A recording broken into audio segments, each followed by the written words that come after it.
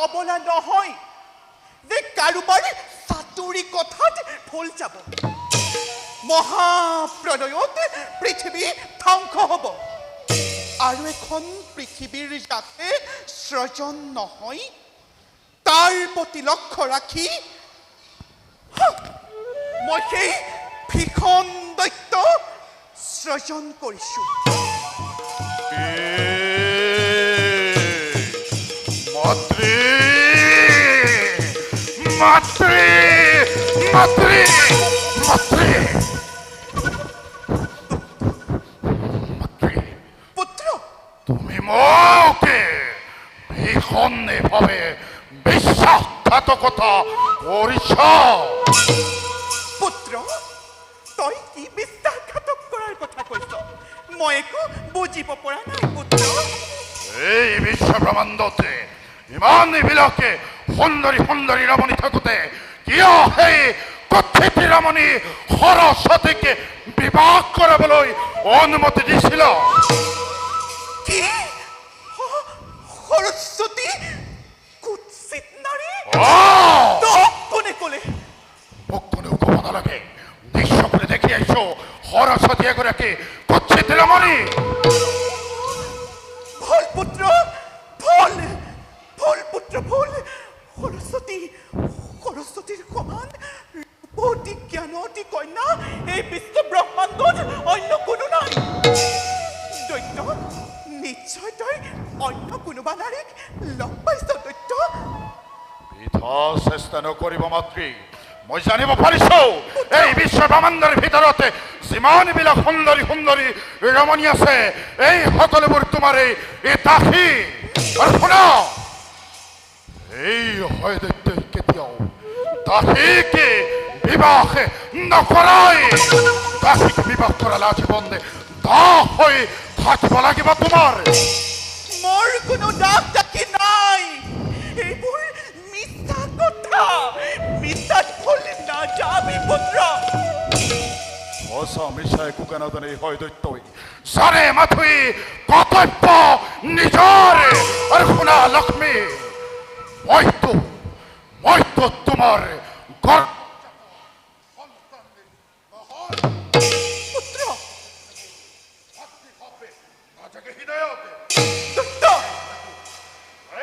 লক্ষ্মী সৰস্বতীকে বিবাহ তোমাকে বিবাহ বন্ধ কৰ দৈত্য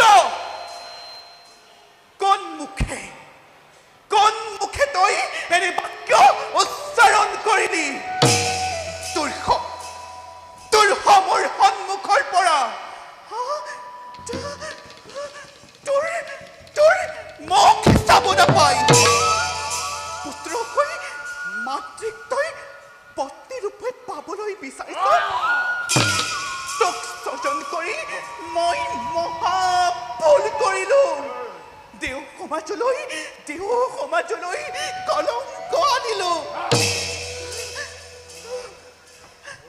লক্ষ্মী এতিয়া ভুলৰ চিত্ত কৰা অহা লক্ষ্মী অহা আজি হলতে উত্তৰতে পৰিত্যাগ কৰি হৃদয়তে ভক্তি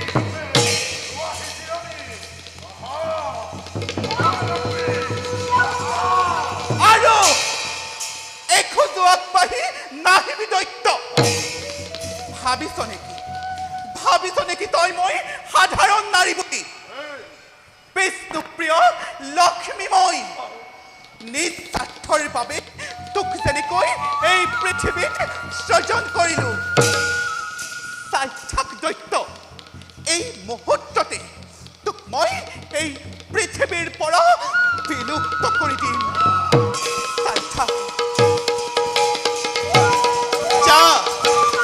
যা দৈত্য তই পৃথিৱীৰ পৰা লুপ্ত হৈ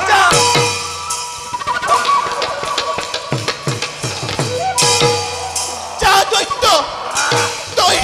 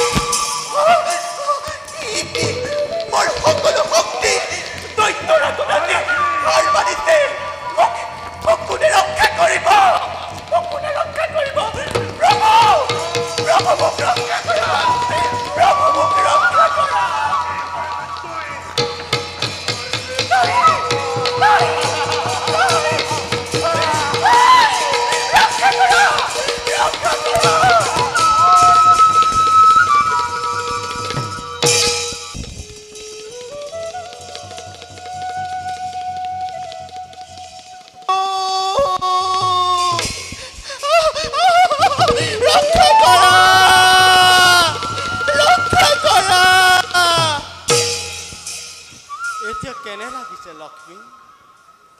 জগতৰে মাতা হৈ যি তুমি ঘৃণনীয় কাৰ্যত লিপ্ত হলা, এতিয়া তাৰ প্ৰতিফল ভোগ কৰিবলৈ সাজু। দৈত্য স্বজন কৰি আমাৰ সৃষ্টি ধ্বংস কৰিবলৈ গৈ এতিয়া লজ্জা নিবাৰণৰ হেতু সাগৰত ডুব যাব লাগিব।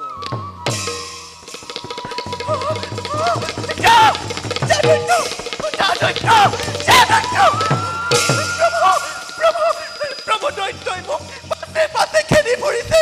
মোৰ হাতৰ পৰা ৰক্ষা কৰা প্ৰভু। আমাক তুমি স্পৰ্শ নকৰিবা লক্ষ্মী, তোমাৰ পাপৰ প্ৰায়শ্চিত্ত হ'ব লাগিব। প্ৰভু, অবলা নাৰীৰ দুৰ্বলী মুহূৰ্তত এনে নকৰিবলগীয়া কাম মই কৰি পেলালো। মোক দৈত্যৰ হাতৰ পৰা উদ্ধাৰ কৰক প্ৰভু, দৈত্যৰ হাতৰ পৰা উদ্ধাৰ কৰক। আজি সেই দৈত্যৰ হাতৰ পৰা ৰক্ষা কৰাৰ ক্ষমতা আমাৰ নাই প্ৰভু। দৈত্যৰ আগত প্ৰভু, আমাৰ সুদৰ্শনো সাধাৰণ অস্ত্ৰত পৰিণত হ'ল। প্ৰভু, গতিকে তুমি দৈত্যৰ পত্নীত্ব গ্ৰহণ কৰাৰ নাই, বাবে নাই, অন্য উপায় নাই লক্ষ্মী। প্ৰভু, আপুনিও এনে বাক্য উচ্চাৰণ কৰিছে। আমি উচ্চাৰণ কৰা নাই লক্ষ্মী। আজি হয় দৈত্যই সমস্ত জগতবাসীক উচ্চ স্বৰে চিঞৰি চিঞৰি প্ৰচাৰ কৰি গৈছে প্ৰভু, যে লক্ষ্মী তাৰ একমাত্ৰ পত্নী। নহয়, গতিকে এতিয়াৰ পৰা তুমি প্ৰভু, বৈকুণ্ঠপুৰী সলনি কৰিব নোৱাৰিবা। প্ৰভু, তোমাৰ কাৰণে, মোৰ কাৰণে প্ৰভু, তোমাৰ কাৰণে, মোৰ কাৰণে প্ৰভু, এই বৈকুণ্ঠপুৰী চিৰদিনৰ বাবে ৰুদ্ধ হৈ গ'ল।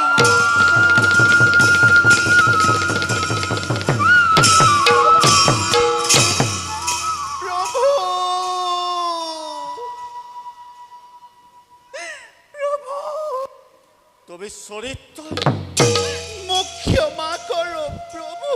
ক্ষমা কৰাৰ প্ৰশ্নই নাহে লক্ষ্মী, কাৰণ তুমি দৈত্যৰ পত্নী। নহয়, গতিকে মই তোমাক মোক প্ৰভু, প্ৰভু, মই তোমাক পৰিত্যাগ কৰিলো লক্ষ্মী।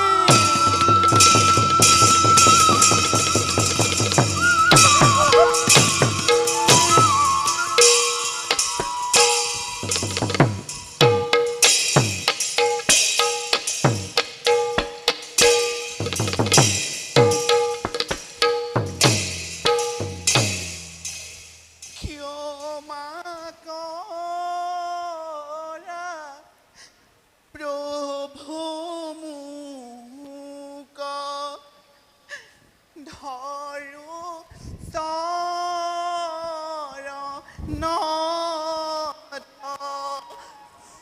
হাৰি কিনো বিধি লিখিলা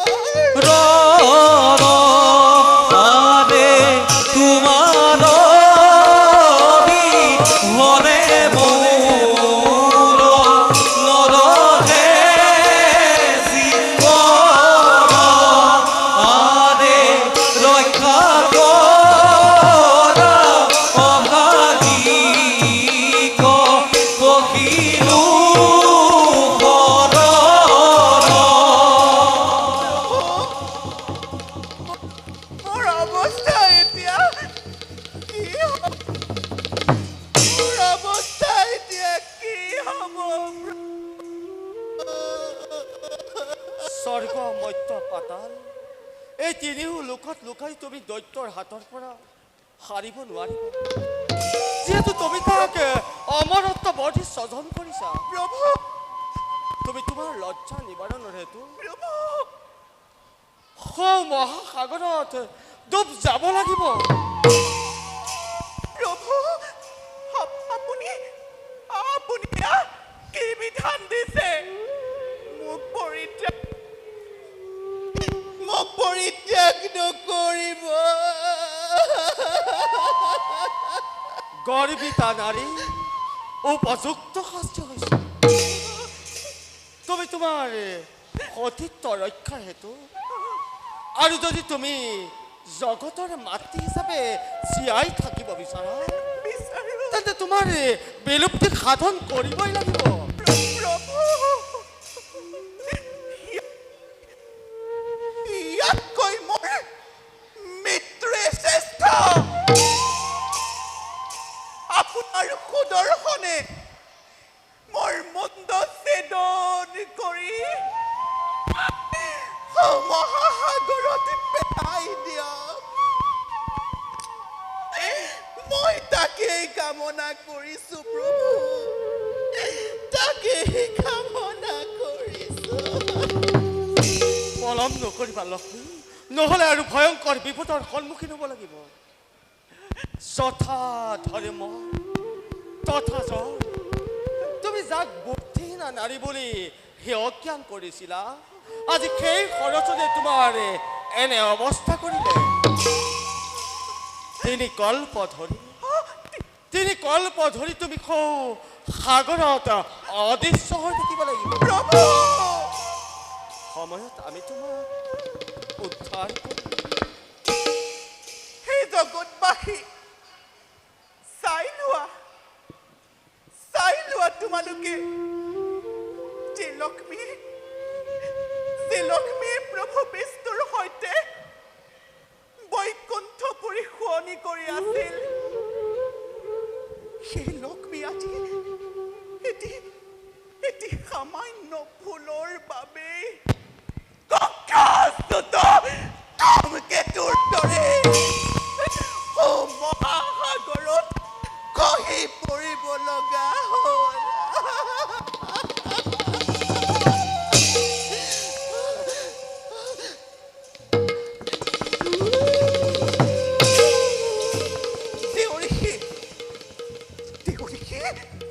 তুমি তোমাৰ কুমন্ত্ৰণা প্ৰয়োগ কৰি মোক ত্ৰিজগতৰ অনাদৰৰ প্ৰাপ্তি কৰি মোৰ বাবে বৈকুণ্ঠ দ্বাৰ চিৰদিনৰ কাৰণে ৰুদ্ধ কৰিলা মই আজি তোমাক দিছো অভিশাপ লক্ষ্মী মোৰ দৰে তুমিও এদিন বৈকুণ্ঠৰ পৰা খহি পৰিবা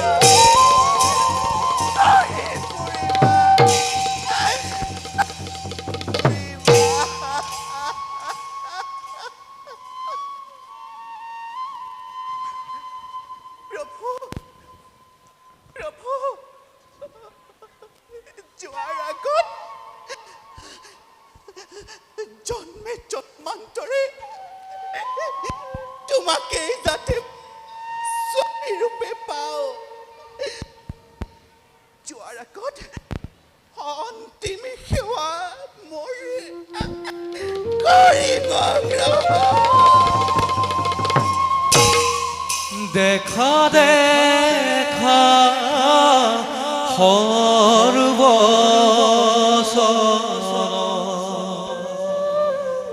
লীলা নাৰায়ণ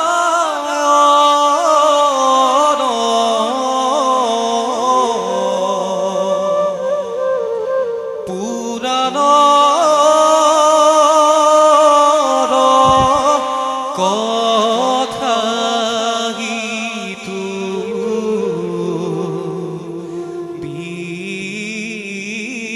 বিশ্বখন পত্নী কতে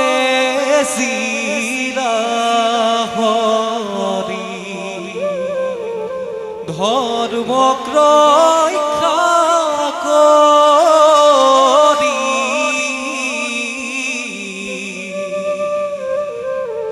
ৰাম হৰি ৰাম হৰি পুনঃৰ বচন ৰাম হৰি ৰাম হৰি পুনঃৰ বচন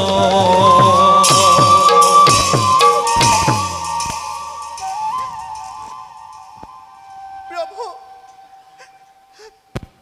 য'তেই বিষ্ণু ত'তেই লক্ষ্মী হয় এই বৈকুণ্ঠ পৰি শুৱনি কৰিব লাগিছিল ভাগ্যৰ কি বিড়ম্বনা তোমাক অকালতে ৰ'ব লগা হ'ল মই যে কি মৰ্মান্তিক বেজাৰ পাইছো আমাৰ হিয়া ভাগি চুৰমাৰ হৈ গ'ল লক্ষ্মী আমাৰ হিয়া ভাগি সুৰমাৰ হৈ গ'ল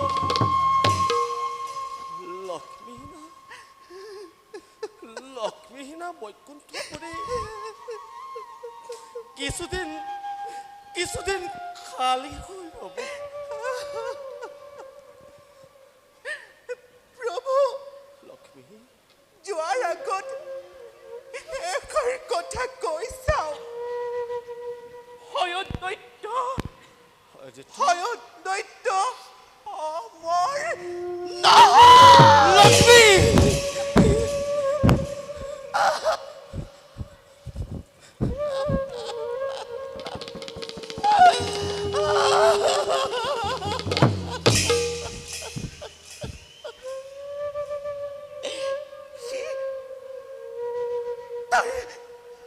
এই আকৃতি প্ৰাণীৰ হাতত মৃত্যু ঘটিব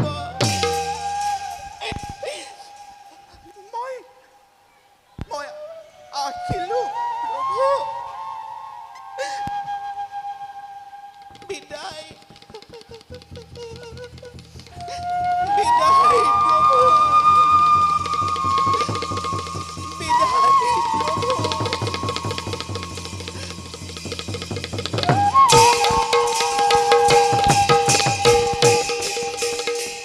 প্ৰভু মই চাৰিওফালে অন্ধকাৰ দেখিছো কিয় প্ৰভু মই নেদেখা হৈ গৈছো মোৰ কি হৈছে মোৰ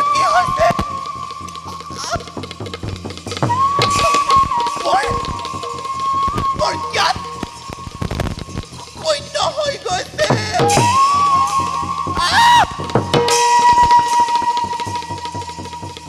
মোৰ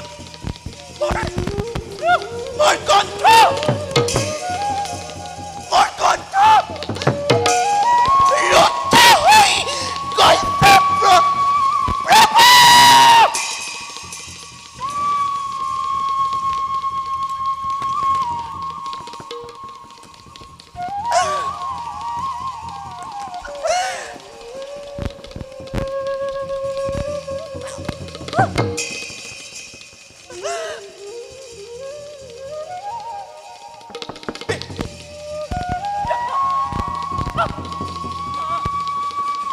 পলম নকৰিবা লক্ষ্মী তোমাক সমস্ত পাপে আগুৰি ধৰিছে তুমি সাগৰৰ ফালে মূৰ কৰি যাত্ৰা কৰা আচলৈ ঘূৰি নাচাবা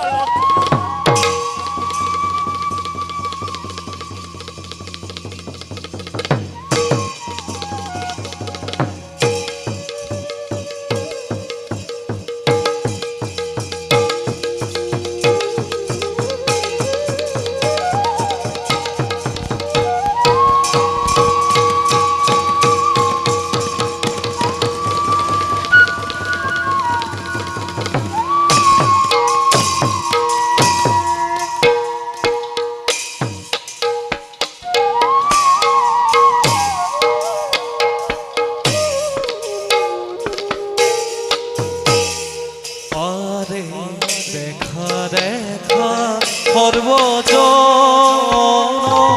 ঈশ্বৰৰ লীলা আৰে সত্য ৰক্ষাৰ হেতু দেৱী সাগৰে লীলা আৰে সত্য ৰক্ষাৰ হেতু দেৱী সাগৰে লীলা আৰে মন দুখে নাৰায়ণ ধীৰে চলি গইলা আৰে সমস্ত মাছে ডাকি হৰি হৰি ওলালে সমস্ত মাছে ডাকি হৰি হৰি ওলা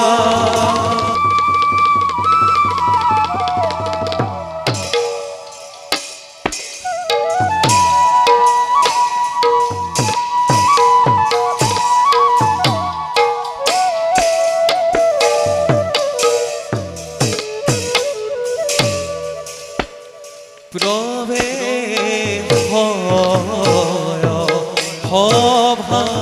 ভাবাসে রজা হয়তো সঙ্গে সনে পাত্র মন্ত্রী দেখি কুগীত আরে সঙ্গে সনে পাত্র মন্ত্রী দেখি কুগীত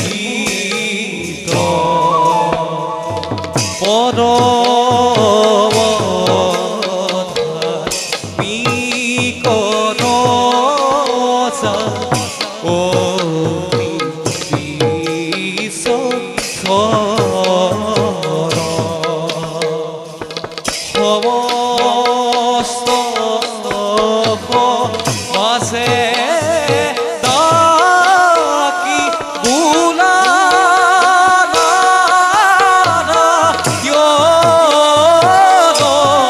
আরে সমস্ত মাসে ডাকি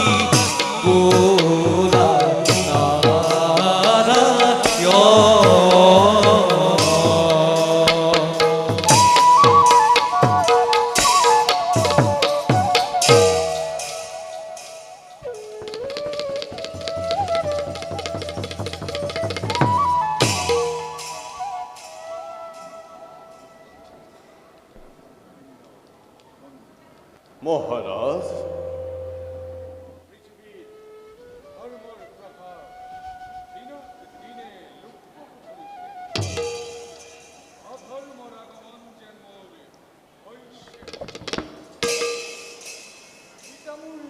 প্রিয় ব্রতর কথা অনুধাবন করি আজ পরিষ্য মন মহারাজ সত্য যুগৰ শেষত হব মৎস্য অৱতাৰ পৃথিৱীত হবয়ে মহাপ্ৰলয় মহাসাগৰৰ জলধাৰাই ধুৱাবই সমস্ত পৃথিৱী মহাৰাজ নাথাকিব জীৱ জন্তু গছ লতিকা তৰু তৃণ এই মহাপ্ৰলয়ৰ মাজত আৰু সেইভাবে পৃথিৱীত হেৰাব ধৰিছে ধৰ্মৰ প্ৰভাৱ মহাৰাজ নহৈছে মন্ত্ৰী মহাৰাজ সেই কথা অৱশ্যে সঁচা কিন্তু কেতিয়া হ'ব মহাপ্ৰলয় তাকো জানিব কিদৰে সকলো ভগৱান শ্ৰী হৰিৰ লীলা তেওঁহে জানিব তেওঁৰ সেই মহালীলা কেতিয়া কৰিব আহ্বান শুনক মহাৰাজ আপোনাৰ পিতৃদেৱ পৰম ধাৰ্মিক মহাজ্ঞানী তেওঁ কৈছিল যে পৃথিৱীত মহাপ্ৰলয় অমংগলে দেখা দিব অনতি পলমে গতিকে সেই দিনলৈ আৰু বেছি সময় নাই মহাৰাজ আপুনি কোনো চিন্তা নকৰিব এক চিত্ত মনে ভগৱান শ্ৰীহৰিক কৰো আৰাধনা সঁচা কথা মন্ত্ৰীকৰ একমাত্ৰ ভগৱানৰ বাহিৰে আমাক আৰু কোনেও সহায় কৰিব নোৱাৰে আৰু সেইবাবে ঋষি মুনিসকলক মাতি আনি আপুনি এই বিষয়ে আলোচনা কৰক মহাৰাজ ঋষিমুনিসকলৰ নাই প্ৰয়োজন আপোনাৰ পিতৃ প্ৰিয়ৱতে কৈছিল যে পৃথিৱীত যেতিয়াই হ'ব অমংগল তেতিয়াই এক চিত্ত মনে ভগৱান শ্ৰীহৰিক আৰাধনা কৰিলে ভগৱান হৃদিস্থিত হৈ ভক্তক কৰিব উদ্ধাৰ আপুনি কোনো চিন্তা নকৰিব মহাৰাজ সত্য কথা মন্ত্ৰীবৰ প্ৰিয় ব্ৰতৰ পুত্ৰ মই নাম মোৰ সত্যব্ৰত আছে মোৰ ধৈৰ্যৰ কিবা পিতৃৰ বাক্যকে অনুকৰণ কৰি যাম মই নিষ্কৰ্তব্য কৰি এতিয়া বলক মন্ত্ৰীবৰ একান্ত মনে আৰাধনা কৰোগৈ দেৱনাৰায়ণৰ বলক মহাৰাজ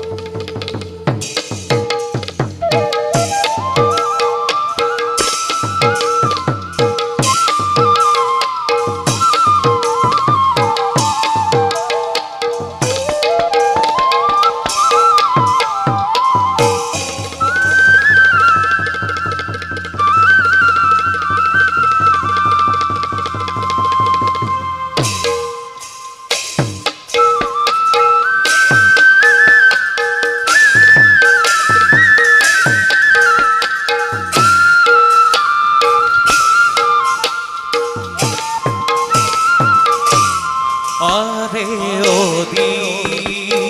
দীনন্দন ইন্দ্র কয়ু বরয়ে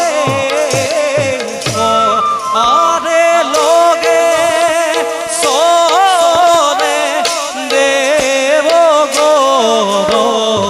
অতি কে কুন্দ আরে সঙ্গে সরে দেবগণ অতি কে কুন্দ আরে এই মতে পাইলা গয়া সভার আরে রাম হরি বুলা সর্বর আরে রাম হরি বুলা সর্বর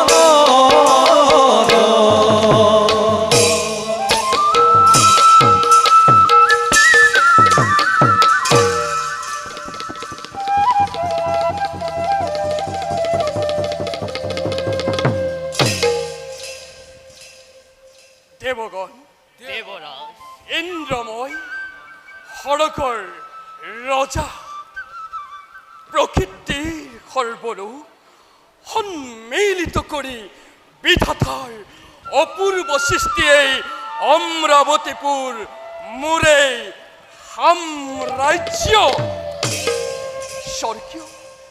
স্বৰ্গীয় জ্যোতিৰে ভৰা এই অমৰাৱতীপুৰ নহয় জানো দেৱতাৰ অমূল্য সম্পদ কিন্তু দেৱগণ দেৱঋষি নাৰদে আহি এই গ'ল সংবাদ কিছুদিনৰ পিছতে পৃথিৱীত হ'ব এক মহাপ্ৰলয় পৃথিৱীত জীৱ জন্তু তৰু তৃণ মনুষ্যকে আদি কৰি একোৱেই যাই নাথাকিব সকলো ডুব যাব জলৰ মধ্যত আৰু তেতিয়া যক্ষ ৰক্ষ দানৱসকলে মূৰ দাঙি উঠিব আৰু সেই দৈত্য দানৱগণে স্বৰ্গ আক্ৰমণ কৰিব পাৰে তেতিয়া তাৰ উপায় কি কৰা হ'ব দেৱগণ দেৱৰাজ তেতিয়াহ'লে দেৱতাসকলে মনুষ্যৰ পূজা পাতল পোৱাৰ পৰা বঞ্চিত হ'ব। দেৱতাসকলক পূজা পাতল কোনে দিব? ইয়াৰ কি উপায় হ'ব দেৱৰাজ? মনুষ্যৰ পৰা পূজা পাতল নোপোৱাটো আমাৰ বাবে দুৰ্ভাগ্যৰ কথা। পৃথিৱীত যদি পূজা পাতল যাগযজ্ঞ আদিয়েই নচলে, তেতিয়া সমগ্ৰ পৃথিৱী অধৰ্মই চালি ধৰিব দেৱগণ। এই ক্ষেত্ৰত মৃত্যুৰ অধিপতিয়ে কি ভাবি পাইছে? ক'বলৈ কি আছে দেৱৰাজ? মোৰ নামত পূজা পাতল একোৱেই নাই। মোৰ কাম জমনগৰক পাপীকে শাস্তিৰ পত্নী কৰা। মহাপ্ৰলয়তে সকলো মৃত আত্মাবোৰ মোৰ নগৰতে ভৰি পৰিব। ধাৰ্মিক অধাৰ্মিক বাছি উলিয়াই শাস্তিৰ প্ৰদান কৰাই মোৰ কাম। এতিয়া দেখিছোঁ সেইবিলাক ৰাখিবৰ বাবে মই আৰু এখন জমনগৰৰ নিৰ্মাণ কৰিব লাগিব। আপোনাৰতো তাতেই শান্তি আছে। দেৱৰাজ, দৈত্য দানৱগণ গৈ আপোনাৰ ওচৰ নাপায়গৈ। ইয়াৰ ফল আমিহে বাৰে বাৰে ভোগ কৰিবলগীয়া হয়। দেৱগণ, দেৱৰাজ, প্ৰভু বিষ্ণুৰ ওচৰলৈ গৈ ইয়াৰ এক আলোচনা কৰিব লাগিব, নহ'লে স্বৰ্গ ৰক্ষা কঠিন হৈ পৰিব। আজিলৈ সভা ভংগ বুলি কৰিলো ঘোষণা। বলা দেৱগণ। বলো দেৱৰাজ।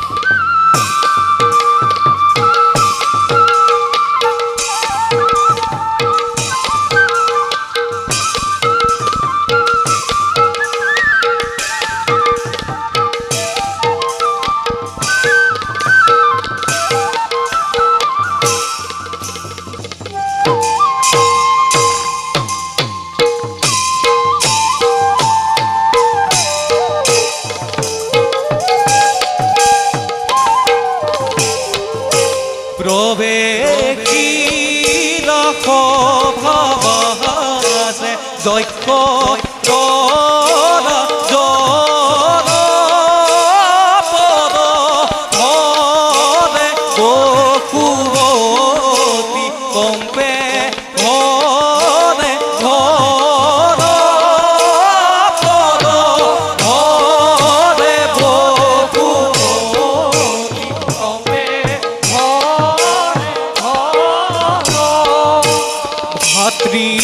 ভাতৃগণ সমেশ্বনে কৰি আগৰ জন ৰাম হৰি ৰাম হৰি বোলা সৰ্ব জন ৰাম হৰি ৰাম হৰি বোলা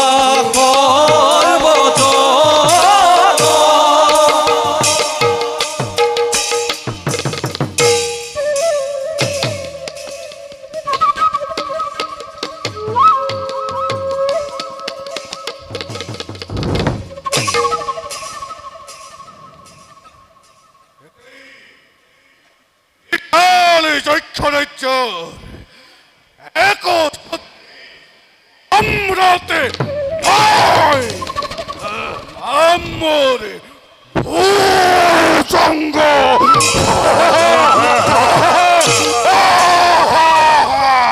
ওই তোমার জ্যেষ্ঠ ভাতৃ নামর দ্বিভুজা আরে ভাই কনিষ্ঠ ভাতৃ নাম মোরে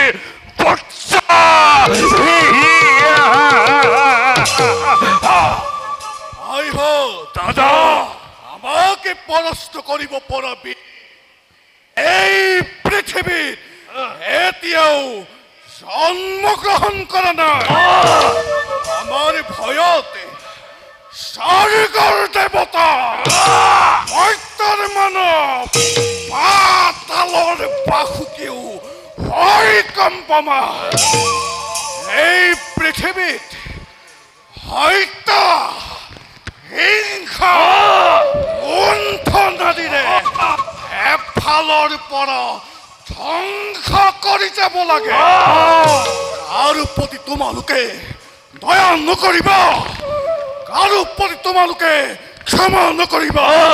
কেৱল মাত্ৰ হত্যা হত্যা হত্যা কৰিবা।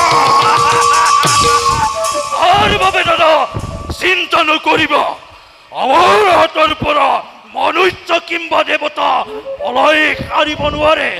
ইতিমধ্যেই বহুতকে হত্যা কৰি এই দেশৰ ধন সোণ লুটি অনা হৈছে দাদা। আৰু এই দেশৰ ধন সম্পত্তি মণি মুকুত আনি আমাৰ ৰাজভঁৰাল শুৱনি কৰা হৈছে দাদা। আৰু সুন্দৰী নাৰীবিলাককে ধৰি আনি আমাৰ ৰাজকাৰেণ দাদা।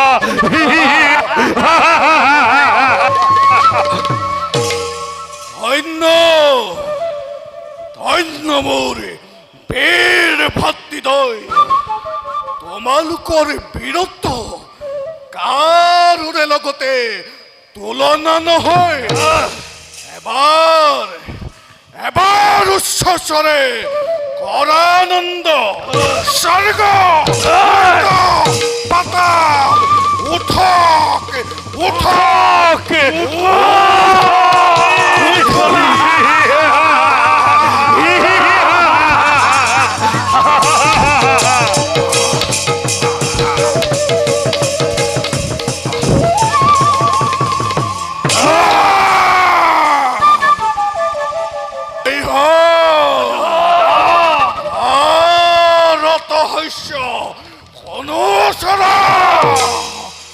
অলকতে পৃথিৱী ঘৰে তলিব। কাৰ ইমান স্পৰ্ধা? কোন আহিছে যক্ষৰ আগতে চৰকাৰ হ'বলৈ? দাদা তাৰ বন্ধ কৰিম ছেদন।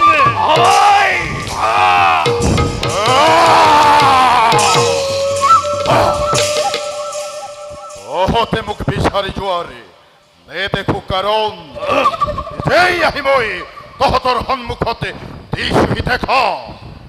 এই বিশ্বৰ প্ৰহেলিকা, এই বিশ্বৰ আতংক, লক্ষ্মীৰ নন্দনময় তহঁতৰ সামনে পাৰিবিনে তহঁতে মোৰ বল বিক্ৰম পৰীক্ষা কৰিব? কোন তই? এতিয়াও বুজা নাই যক্ষৰ বীৰত্ব? সামান্য পতংগ হৈ কিয় জ্বলন্ত অগ্নিত চাপ দি মৰিবলৈ আহিছে? মুখ বন্ধ কৰিব পাৰিবি? এতিয়াও জন্ম হোৱা নাই। তহঁত হৈছ মোৰ সন্মুখতে দি ক্ষুদ্ৰ পতংগ। পাৰে পাৰে আমাকে কৰে উপহাস। নহয় সহ্য। আজ্ঞা কৰা দাদা, শিক্ষা ইয়াক উচিত শাস্তি কৰিম বিধান। ইয়াৰ ক্ষমতাই অস্ত্ৰতে ইয়াৰ মুণ্ড চূৰ্ণ বিচূৰ্ণ কৰো। আক্ৰমণ কৰা, ইয়াতে মৃত্যুদণ্ড কৰিলো বিচাৰ। জগতে বুজক বিশ্বই এই যক্ষৰ শক্তি পৰাক্ৰম ক্ষমতা কিমান।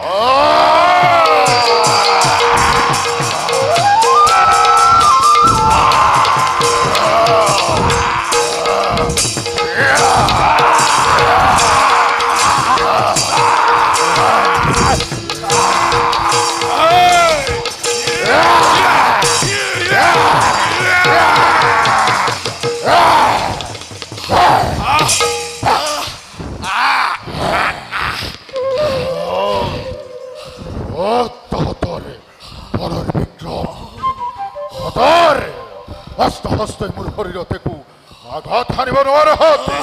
যদিহে প্ৰাণলৈ মমতা আছে তেন্তে হয় দৈত্যৰ ওচৰতে বশ্যতা স্বীকাৰ কৰ হে দৈত্যপতি আমাতকৈ ডাঙৰ ইবনী বুলি আপোনাক স্বীকাৰ কৰিলো আমি আপোনাক এই যক্ষ ৰাজ্যৰ অধিপতি পাতি দিলো আপোনাৰ আজ্ঞাবে সিভিক্ত হৈ আমি কাৰ্য কৰি যাম আমাকে আমাকে আমাকে এৰি দিয়া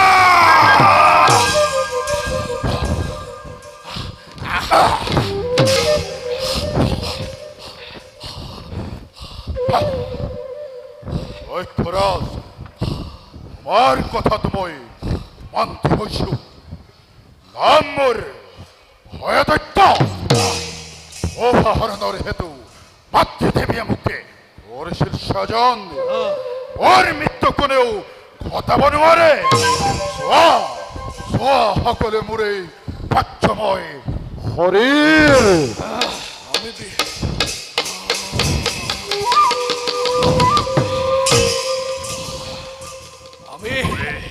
আমি বিশ্বাস কৰিলো দৈত্যৰাজ এই বিশ্ব ব্ৰহ্মাণ্ডতে অলপ দিনৰ ভিতৰতে মহাপ্ৰলয়ৰ সৃষ্টি হ'ব মহাসমুদ্ৰৰ পানীয়ে গোটেই পৃথিৱী এফালৰ পৰা ডুবাই পেলাব চাকচক্য কৰিবলৈ ঋষিমুনিসকলৰ বেদ বেদাংগ সকলো পানীৰ তলতে ডুব যাব কিন্তু তোমালোকে ভয় নকৰিব এই মহাপ্ৰলয়ৰ মাজতো আমি দৈত্য দানৱবোৰ জীয়াই থাকিব পাৰিম কিন্তু তাৰ আগতে ব্ৰহ্মা দেৱতা পাই সকলো বেদ বেদাংগনি লুকুৱাই ৰাখিছে আমি সেইবোৰ সংগ্ৰহ কৰিব লাগিব অতি উত্তম হ'ব দৈত্যপতি আমি তেন্তে এই পৃথিৱীত এক সত্যি সম্ৰাট হৈ জীয়াই থাকিব পাৰিম উচ্চস্বৰে জয়ধ্বনি কপা এই বীৰৰ স্বৰ্গ মৰ্ত্য পাতাল উঠ কুথলি জয় দৈত্যৰাজ জয় জয় দৈত্যৰাজ হয়দৈত্য জয় জয় দৈত্যৰাজ হয়দৈত্য জয় জয় জয়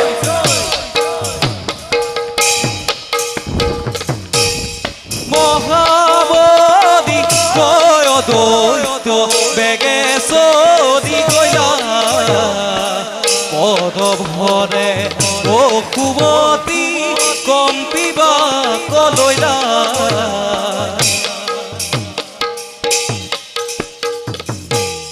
জয়ধ্বনি কৰিছৰে দৈত্যৰ ৰাজৰ